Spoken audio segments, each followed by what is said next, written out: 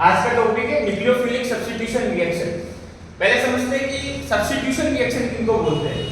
Substitution reaction ऐसी reaction को बोलते हैं जहां पर एक ग्रुप को दूसरे ग्रुप के साथ सब्स्टिट्यूट किया जाता है, उनको क्या बोलते हैं? सब्स्टिट्यूशन रिएक्शन बोलते हैं। दूसरा है न्यूक्लियोफिलिक। न्यूक्लियोफिलिक का मीनिंग क्या होता है? Nucleophiles. Nucleophiles meaning nucleus lover, जो कि नेगेटिव चार्ज स्पीशीज होते हैं, जैसे NH2- SH-, OH-, या फिर कुछ लोन पेयर कंटेनिंग होते हैं जिनको हम क्या न्यूक्लियोफाइल्स बोलते हैं, जैसे H2O। H2O के पास क्या है? दो लोन पेयर, इनको भी क्या बोलते हैं? हम न्यूक्लियोफाइल्स बोलते हैं।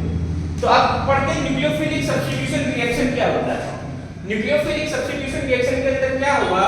जैसे मान लीजिए कोई रिएक्शन हम लोग लिखते हैं CH3Br और न्यूक्लियोफाइल ले लेते हैं कोई OH-, तो यहाँ पर क्या होगा? OH- Br को सब्स्टिट्यूट करेगा, और OH- क्या है? न्यूक्लियोफाइल है। OH- CH3 से जुड़ेगा और Br को बाहर निकाल देगा। Br as a leaving group बाहर निकल जाएगा, प्रोडक्ट क्या बन जाएगा? CH3OH, और साथ ही Br क्या निकल जाएगा? Br- उनके बाहर निकल जाएगा। इसको बोलते हैं न्यूक्लियोफिलिक सब्स्टिट्यूशन रिएक्शन। अब कितने टाइप की न्यूक्लियोफिलिक सब्स्टिट्यूशन रिएक्शन होती है?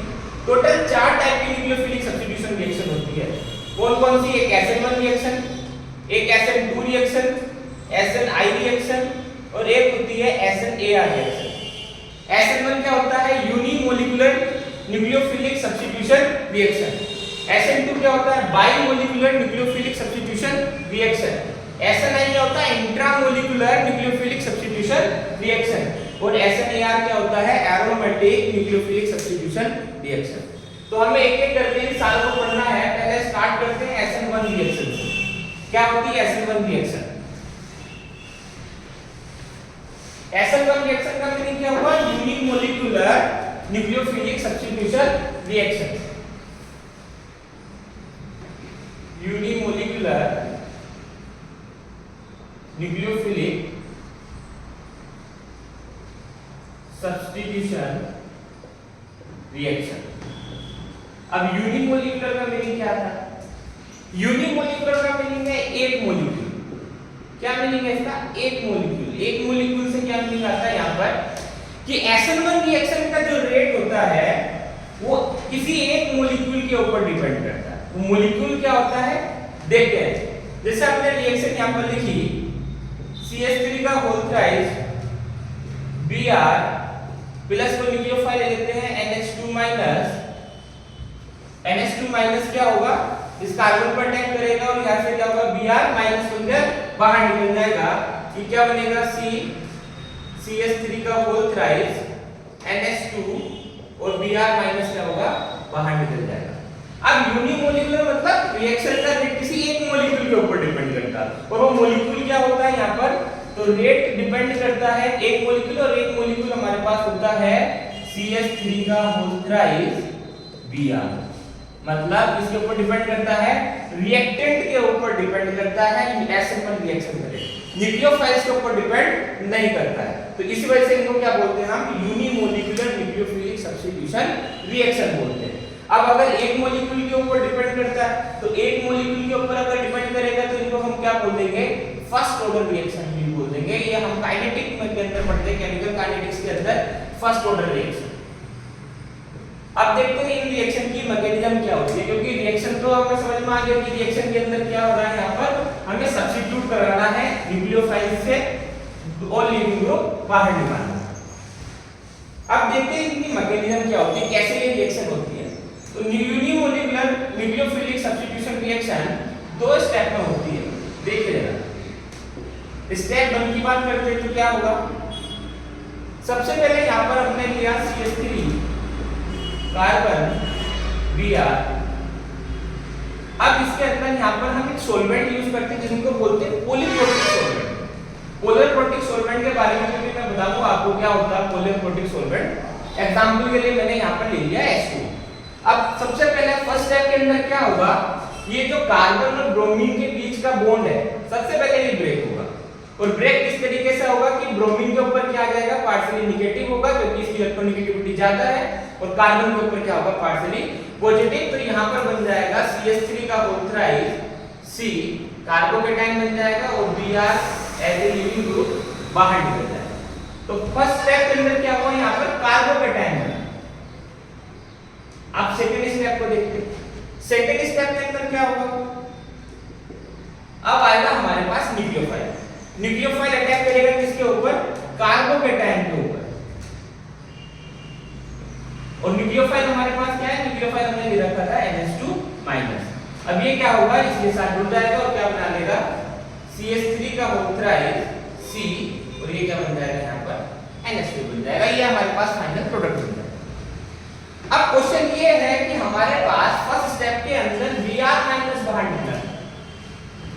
अब Br- की बात करेंगे तो न्यूक्लियोफाइल्स मैंने बताया कि जिनके ऊपर नेगेटिव चार्ज होगा या लोन पेयर कंटेनिंग होंगे वे भी क्या होंगे, न्यूक्लियोफाइल्स होंगे। तो जब कार्बोकेटाइन बना तो Br- भी यहाँ पर अटैक कर सकता था, लेकिन Br- ने अटैक नहीं किया। यहाँ पर किसने अटैक किया, NH2- ने अटैक किया। देखते हैं Br- ने अटैक क्यों नहीं किया, क्यों हमारे पास दूसरा जो हमारा न्यूक्लियोफाइल है NH2- उसने अटैक किया। देखिए जरा, सबसे पहले मैं आपको थोड़ा सा सॉल्वेंट के बारे में बता देता हूं। मैंने आपको बताया था कि SN1 के अंदर जो सॉल्वेंट यूज करते हैं वो होते हैं पोलर प्रोटिक सॉल्वेंट।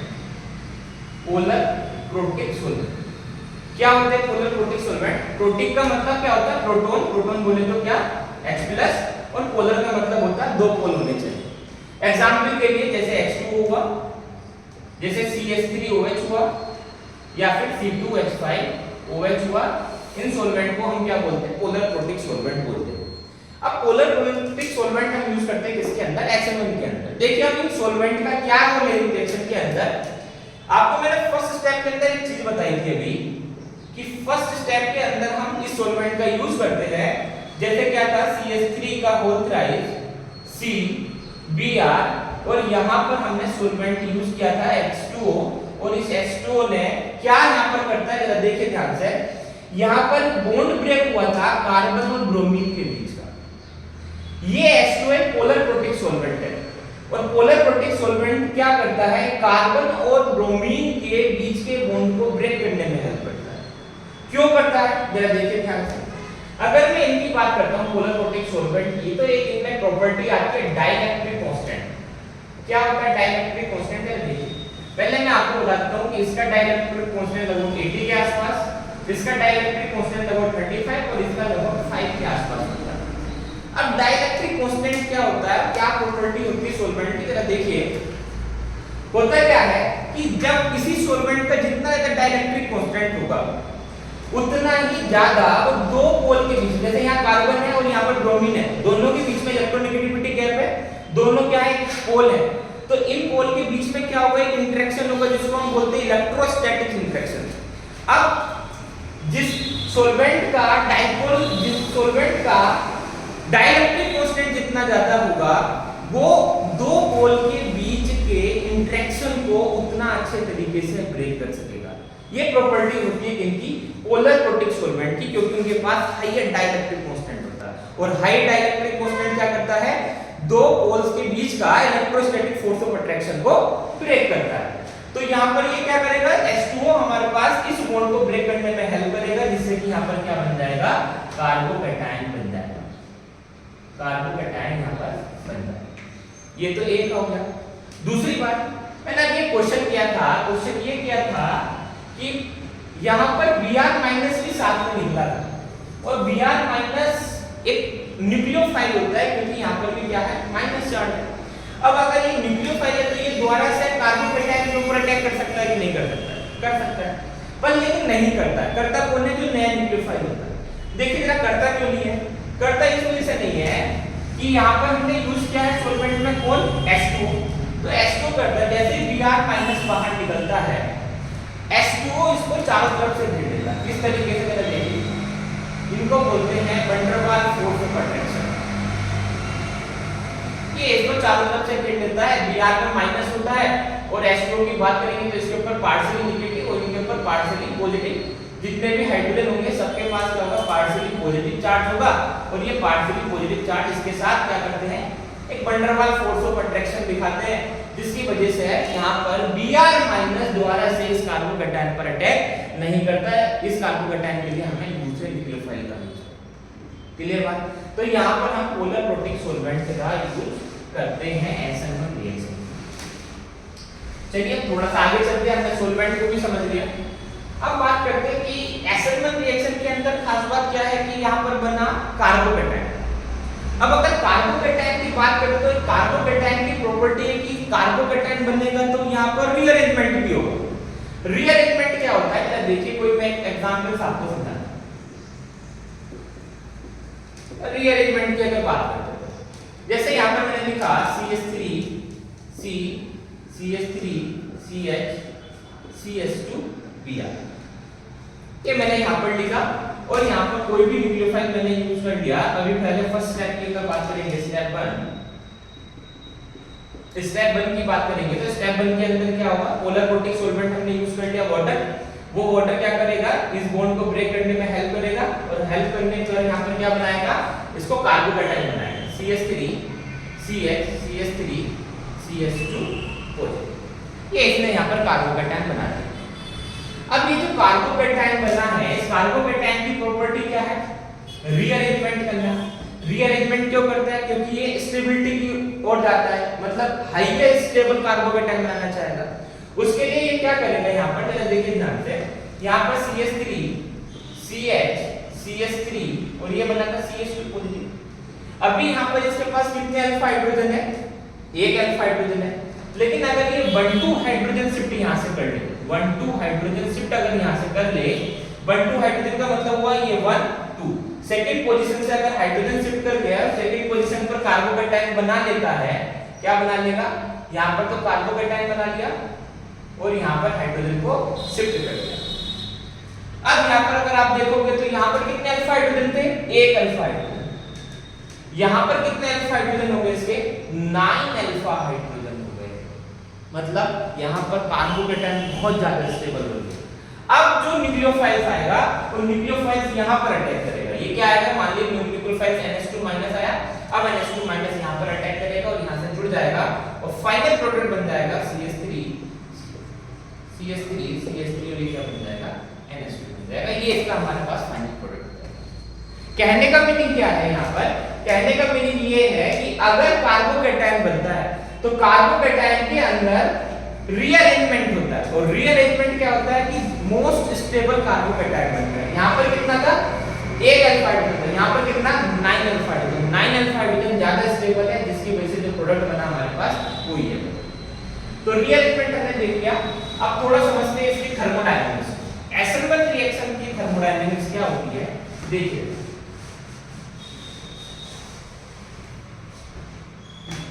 अब SN1 रिएक्शन क्या होती है, SN1 रिएक्शन एक्सोथर्मिक रिएक्शन होती है। एक्सोथर्मिक रिएक्शन कौन सी होती है, एक्सोथर्मिक रिएक्शन होती है। एक्सोथर्मिक रिएक्शन कौन सी होती है, जिन रिएक्शन के अंदर हीट क्या होती है, रिलीज होती है, ऐसी रिएक्शन को क्या बोलते हैं, एक्सोथर्मिक रिएक्शन बोलते हैं। अब जितनी भी SN1 रिएक्शन होती है वो सब क्या होती है, एक्सोथर्मिक रिएक्शन होती है। क्यों, जरा देखिए समझिए। जो रिएक्टेंट था SN1 का, वो क्या था, अभी हमने क्या लिया, कार्बन और ब्रोमीन के बीच में बॉन्ड था। और जो प्रोडक्ट अभी हमने बनाया वो क्या बनाया था, कार्बन और नाइट्रोजन NH2 हमने लिया था, कार्बन और नाइट्रोजन के बीच में बॉन्ड बनाया।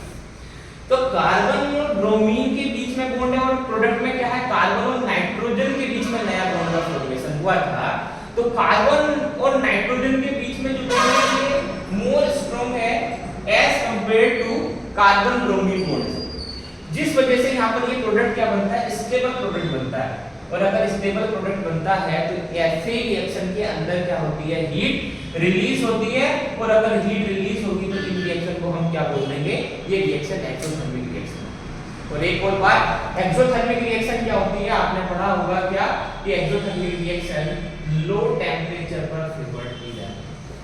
ठीक है ना, जब भी कोई SN1 रिएक्शन होती है वो कब किया जाता है, उसको लो टेंपरेचर पर किया जाता है। ठीक है, चलिए समझते हैं, अब आगे चलते हैं थोड़ा सा। अगला पॉइंट ये है कि कौन कौन से फैक्टर ऐसे हैं जहां पर SN1 रिएक्शन का रेट डिपेंड करता है। ठीक है ना, देखिए जरा, सबसे पहले अगर हम बात करते हैं तो सबसे पहले हम बात करेंगे इसकी सबस्ट्रेट की। हमारे पास रिएक्टेंट के पास सबस्ट्रेट कौन सा है, जरा देखिए। CH3Br एक हमारे पास है 1 डिग्री, एक है CH3 CH CH3 का, और एक हमारे पास 3 डिग्री Br CH3 CH3 और CH3। यहाँ पर हमारे पास क्या 1 डिग्री हैलाइड है, यहाँ पर हमारे पास 2 डिग्री हैलाइड है, और यहाँ पर हमारे पास 3 डिग्री हैलाइड है। अब एक न्यूक्लियोफाइल, अब देखते हैं किसके साथ रिएक्शन का रेट सबसे ज्यादा होगा। तो रिएक्शन का रेट सबसे ज्यादा उसके साथ होगा जितना ज्यादा कार्बोकैटायन स्टेबल बनेगा, स्टेबिलिटी ऑफ कार्बोकैटायन।